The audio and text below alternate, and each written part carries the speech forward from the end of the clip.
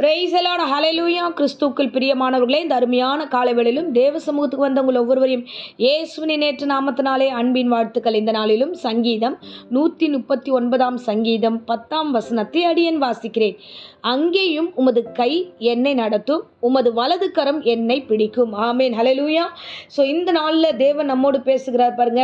அங்கேயும் உமது கை என்ன, எங்கே அடுத்த வார்த்தை பார்த்தீங்கன்னா மேல் வசனத்தை நான் வாசிக்கிறேன். நான் வானத்துக்கு ஏறினாலும் நீர் அங்கேயும் இருக்கிறீர். ஆமேன், ஹல்லேலூயா. நான் பாதாளத்தில் படுக்கை போட்டாலும் நீர் அங்கேயும் இருக்கிறீர். நான் விடியற் காலத்து செட்டைகள் எடுத்து சமுத்திரத்தின் கடையாந்திரங்களில் போய் தங்கினாலும் அங்கேயும் உமது கரம், ஸோ அங்கேயும் உமது வழி நடத்துதல் எனவோடு கூட இருக்கிறது என்று விசுவாசத்தோடு இந்த வேளையில தாவீது சொல்லுகிறார் பாருங்க.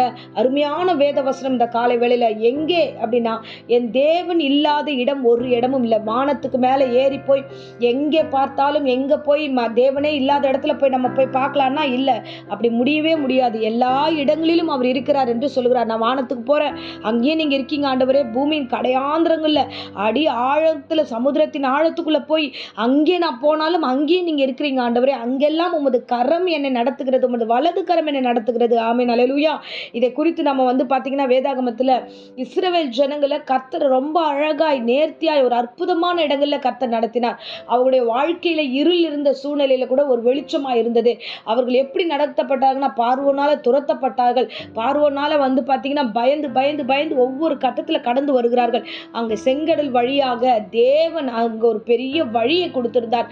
மனித பார்வைக்கு வழி இல்லை, ஆனா தேவன் அந்த இடத்துல அற்புதமான வழியை, மனுஷன் யோசிப்பதை காட்டிலும் மிகப்பெரிய அளவில் ஆலோசனை கர்த்தர். அவர் எல்லா காரியத்தையும் மனிதனுடைய எண்ணங்களை எல்லாம் உடைத்து அந்த இடத்துல தேவன் வழியை உருவாக்கினார். அந்த இருளிலே, அந்த நெருக்கடியான சூழ்நிலையில், அந்த தண்ணீர் நிறைந்த இடத்துல தேவன் அந்த கடல்ல வழியை உண்டாக்கினார். அப்ப பாருங்க, மனுஷனுடைய எண்ணங்களும் ஒரு காரியமும் கரை வரைக்கும் தான். அந்த கரைக்கு அப்புறம் ஒண்ணுமே பண்ண முடியாது. ஆனா அதுக்கப்புறமும் ஒரு அற்புதம் நடக்கணும்னா அது ரட்சகராக இயேசு கிறிஸ்து ஒருவராலே மாத்திரம்தான் முடியும். அதுக்கு கீழ் வசனங்கள் எல்லாம் வாசிக்கிற பாருங்க. இருள் என்னை மூடிக்கொள்ளும் என்றாலும் இரவு என்னை சுற்றிலும் வெளிச்சமா இருக்கும் என்று தாவீது விசுவாசத்தோடு சொல்லுகிறார். ஆமென், ஹல்லேலூயா. இன்றைய நாளில இந்த பிரசங்கத்தை கேட்கிற அருமையான பிள்ளைகளே, உங்க வாழ்க்கையில இருள் போன்ற சூழ்நிலைகள், பிரச்சனை போன்ற சூழ்நிலைகள், பதட்டமான சூழ்நிலைகள், எல்லாம் தடுமாற்றமான ஒரு சூழ்நிலைகள் இருந்தாலும் நீங்கள் இந்த பிரசங்கத்தை கேட்கிறீங்க பார்த்தீங்களா, இது வெளிச்சம். ஆமென். இருளிலே இருந்தாலும் வெளிச்சத்துல நடத்தப்படுகிறாய். ஒரு நாளும் இருள் உங்களை மூட முடியாது. ஏனென்றால் இந்த வெளிச்சம் என்ற சத்தியத்திற்குள்ளாய் கர்த்தர் நடத்துகிறார். ஆமென், ஹல்லேலூயா. என் தேவன் நல்லவர், கர்த்தர் நல்லவர். பாருங்க, எங்கே போனாலும் அவர் இருப்பார். ஸோ நீங்க பார்த்தீங்கன்னா, நான் அநேகரை பார்ப்பதுண்டு.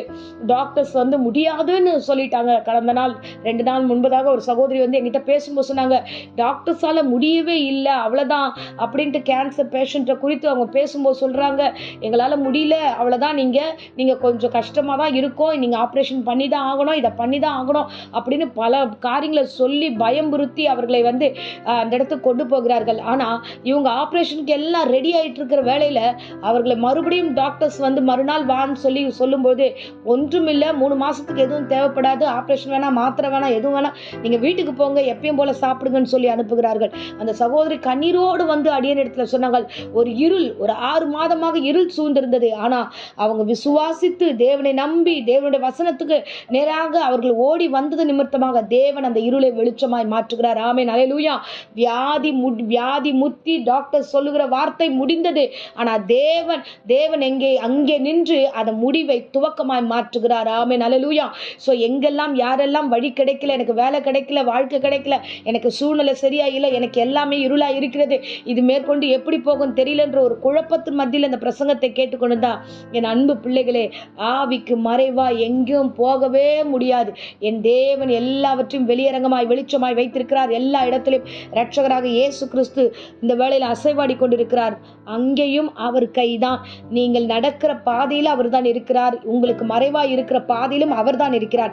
நீ எங்கே ஓடி ஒளியவும் முடியாது. எங்கே போனாலும் அவர் இருப்பார். அவர் வெளிச்சத்தில் உங்களை நடத்துவார். அவருடைய வலது கரம் தான் உங்களை நடத்தும். ஆமென். இந்த சந்தோஷத்தோட, இந்த மகிழ்ச்சியோடு கூட கிளம்பி போங்க. எந்த தடைகள் உங்க முன்னாடி பறந்து விரிந்திருந்தாலும் அதை பார்க்கும்போதே அங்கே கர்த்தர் இருக்கிறார், நான் கடந்து போகிறேன், அதை நான் ஜெயித்துட்டு வருவேன் என்று விசுவாசத்தோட நீங்க வெளியே போங்க. கர்த்தர் உங்களை எல்லா இடத்திலும் ஊழியமாகட்டும், அது தேவனுடைய காரியங்களாகட்டும், மற்ற வேலையின் காரியங்களாகட்டும், உங்களுடைய பிள்ளைகளுடைய எதிர்காலங்களாகட்டும், எல்லாவற்றும் அவர் ஜெயமாய் முடிப்பார். எந்த காரியத்தை குறித்தும் கலங்க வேண்டிய அவசியமில்லை. உங்களை குறித்து பெரிய திட்டமும் சித்தமும் கர்த்தருக்கு உண்டு. ஆண்டவர் அந்த இருளிலும் அந்த வழி இல்லாத இடங்களிலும் அந்தகாரமான இடத்திலும் அவர் நமக்கு ஒரு வழியை வைத்து புதிய காரியங்களை செய்வார். ஆமென், அல்லேலூயா. அதை தான் தாவீது சொல்கிறார், நான் எங்க ஆண்டவரே போக முடியும், அங்கேயும் உமது கை என்னை நடத்துகிறது, உமது வலது கரம் என்னை பிடித்திருக்கிறது, ஆகையால் நான் எந்த சூழ்நிலையும் பயப்பட மாட்டேன் விசுவாசத்தோடு சொல்கிறார். ஆமென். ஸோ இப்பொழுதும் உங்களோடு கூட அந்த தேவன் பேசினார் என்று நான் விசுவாசித்து உங்களுக்காக ஜெபிக்கிறேன்.